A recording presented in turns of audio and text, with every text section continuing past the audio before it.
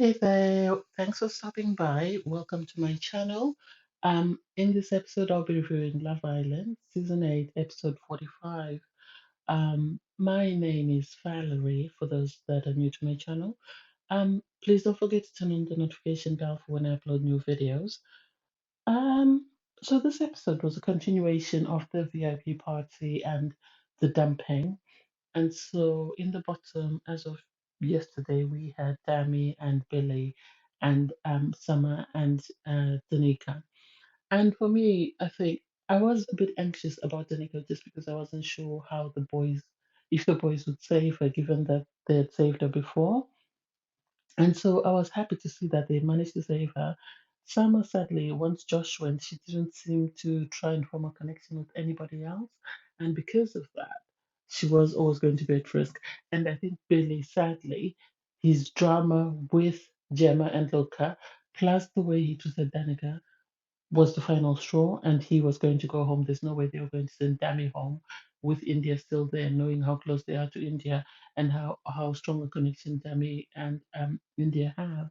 So I think it's karma for Billy, and I think the boys need to be careful because every time a guy has played with Danica or has sort of led her on, they've ended up going home. Josh went home after Danica had brought him from the Casamo. He got to the villa, saw someone, then decided to dump Danica. And the next thing he was out. Same thing happened to Billy.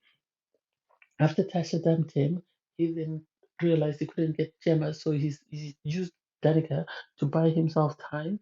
And while he was doing that, when he thought, oh, it's clear for me to try and attempt again with Gemma, he dumped Danica and, well, Kama caught up with him. So I'm sad to see Summer go. I really think Summer, especially with the new guys, she would have stood a better chance of forming a union, a connection with someone. I don't know.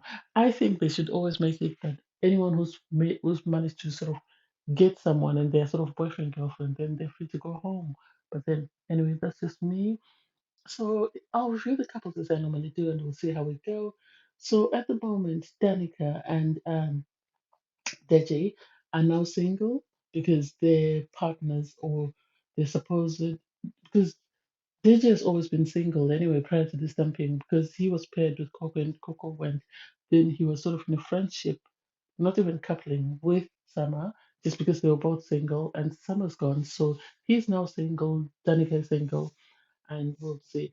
He did have a conversation with Danica and Danica sort of friend zoned him, which I don't get, given the fact that he's shown more interest in her than any of the guys have in all the time that she's been in the villa. So I don't get. Maybe she's just not attracted to him, but I think she should have given him a shot. She should have said, "Let's try and explore and see how things go." And while exploring with him, she should have then seen, you know, and told him, "Let us still be open to anyone that comes in." But she's closed that door shut. I'm not sure about the new guys. I think one of them looked a bit disappointed. They might have been hoping that Summer was still in and realizing that Summer has actually gone home. I don't know who they might be interested in, and I don't know whether they're going to be interested in Danica. It was nice to see when the new people came in that Danny sort of played wingman for Danica and asked her to show the guys around. But I was surprised that he knows that Deji is single, and yet he volunteered um, Davide. I don't know whether it's because there was a clip where India called Dami Deji, so I don't know whether that's the reason why or what. I would have, I think if he was wise, he should have wingman for Deji because if Deji is taken by someone, then the chances of him interfering in his relationship are slimmer. Anyway, with Dami and India, they are getting along. Dami obviously apologized to India because he felt he was embarrassing her by being in the bottom again. And I think he's a bit surprised that he's in the bottom. But then, given all the comments that have been made on social media about the way that he and Luca were behaving towards um, Tasha, even though this is something that's been going on, it wasn't a surprise that he was in the bottom. And I think he is wondering what he has done that has caused him to be in the bottom so that he can try and improve upon that because he doesn't want to embarrass India.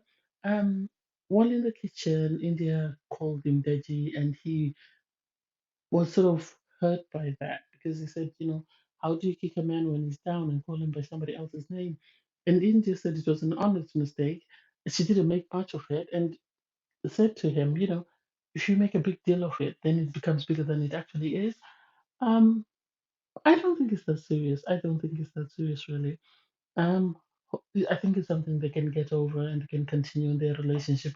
As much as I don't understand their connection, they seem to be getting along fine. Um, Gemma and Luca, they seem to be spending a lot more time together. They do have conversations, but that's another relationship or connection I don't understand. I think of all the connections, I don't understand them because some of them, there's none that you could say this is actually genuine. I think at the moment they're just relationships of convenience. Maybe David and Ekin-su. So Gemma and Luca are spending a lot of time together. They're in the pool together. They seem to be getting along. There's no commotion with the two of them, especially now that Billy is gone. I think the only concern Luca had was when he found out that there were some guys that were coming in, and I think he was concerned that that might be competition for him. And then from there, Tasha and Andrew seem happy. They say, even if they were to leave today, they would be happy because they found each other. They were talking about moving in together and which part of London they would want to go and stay in. Um, I think they were most excited about the fact that they were not in the bottom because they've been in the bottom every time there's been a dumping. So at least this time they were not in the bottom. This is something that made both of them happy. And I think this is why they're looking forward to their relationship and sort of planning. And it's a pity because when you go on reality TV, you have to always have it in the back of your mind that you're going to face a lot of public scrutiny and criticism and praise and whatever. And you have to be strong enough to deal with that. So I don't know how they're going to deal with it once they leave the villa.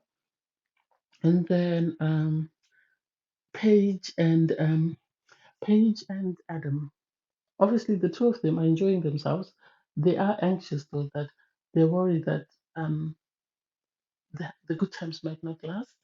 And I think there's going to be competition. And I think the producers brought in the people they brought in for a reason because they think everybody's getting too comfortable. Because every time some people have seemed comfortable, they've brought in someone to sort of create havoc. So Paige was not happy at all. You could tell it on her face. She was not happy when the new girls came in. So I think she sees them as competition for her. And I don't know. We'll see how genuine Adam really is about her because if his head turns, then that means he was only using her for that time until someone more his type came along. Um, I don't know. We'll see.